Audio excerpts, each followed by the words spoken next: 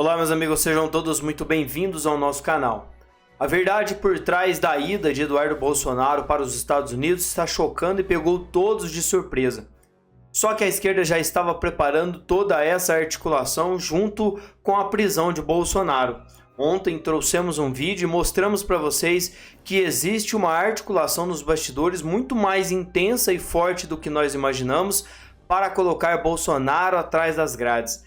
Gleisi Hoffmann, Lula e seus companheiros já estão preparando todo o cenário para poder colocar Bolsonaro atrás das grades. Até mesmo ali no STM, que é o Supremo Tribunal Militar, já há uma articulação e cobrança de favores, porque foi Lula que colocou muitos dos que estão ali no poder para poder definitivamente tirar Bolsonaro do páreo político de 2026.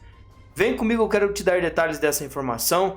Veja Eduardo Bolsonaro falando do que está acontecendo e nós vamos finalizar dando detalhes daquilo que pode ser uma das maiores reviravoltas da direita no nosso país. Não somos nós que estamos falando, e sim aqueles que estão defendendo, lutando, sofrendo por um país melhor atrás dessa ditadura da toga que tem colocado milhares de pessoas por trás, debaixo dos holofotes. Isso é muito preocupante, não só para o Brasil, mas para o mundo. Tornei-me deputado para representar o povo paulista no melhor interesse da minha nação.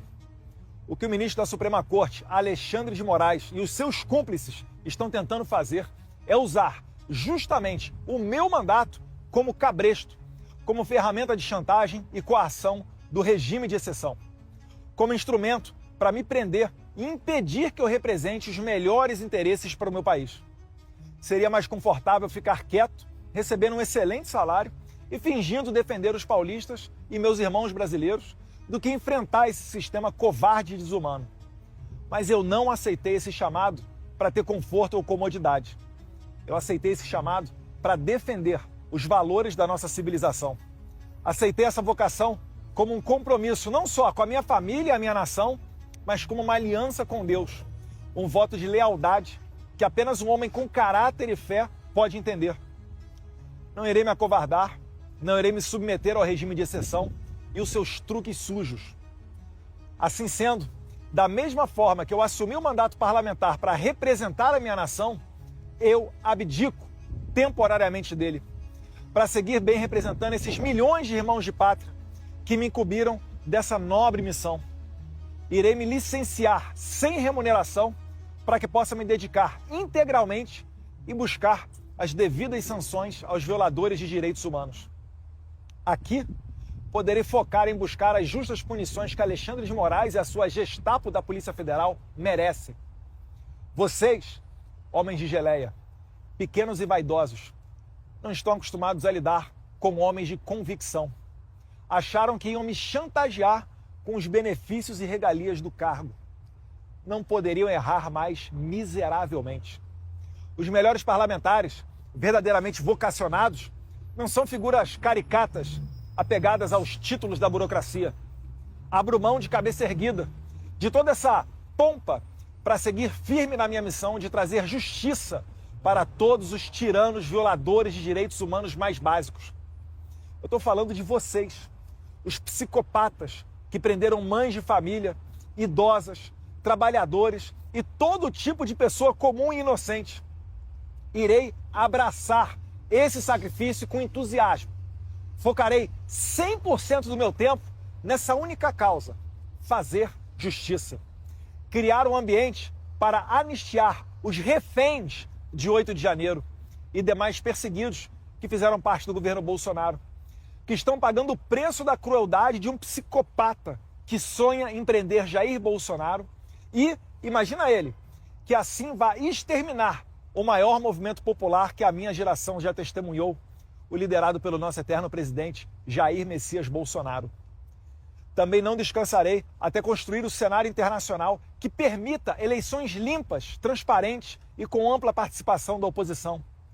Não existe democracia num país que age como a Suprema Corte da Romênia ou a narcoditadura da Venezuela de Nicolás Maduro, onde os líderes da oposição que arrastam multidões nas ruas sejam impedidos de concorrer por conta de eufemismos desavergonhados de tiranos.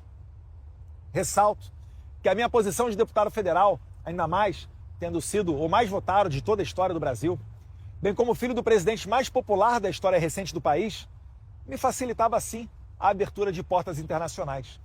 No entanto, essas portas já estão abertas. Agora, necessito de tempo e dedicação integral para seguir trabalhando e representando não só os paulistas, mas todos os brasileiros. Nessa jornada, só tenho a agradecer a Deus. Um filme passa na minha mente e entendo quão extraordinária é a providência divina. Poucos sabem disso, mas no mesmo dia que os deputados do PT peticionaram a PGR requisitando apreender o meu passaporte, em 27 de fevereiro, eu estava voando com a minha família para os Estados Unidos, num voo que eu havia comprado poucos dias antes. Provavelmente, nem o PT e nem Alexandre de Moraes esperavam que eu fosse passar o feriado de carnaval fora do Brasil, já que eu havia recém-retornado de minha viagem dos Estados Unidos 2 dias antes, em 25 de fevereiro. Eu não tenho nenhuma dúvida que Deus, em sua infinita sabedoria e bondade, protegeu a mim e a minha família, para que a minha missão de trazer justiça não fosse interrompida por esquemas e planinhos dos canalhas de ocasião. Dessa maneira, nunca imaginei que eu faria uma mala de 7 dias para não mais retornar para minha casa.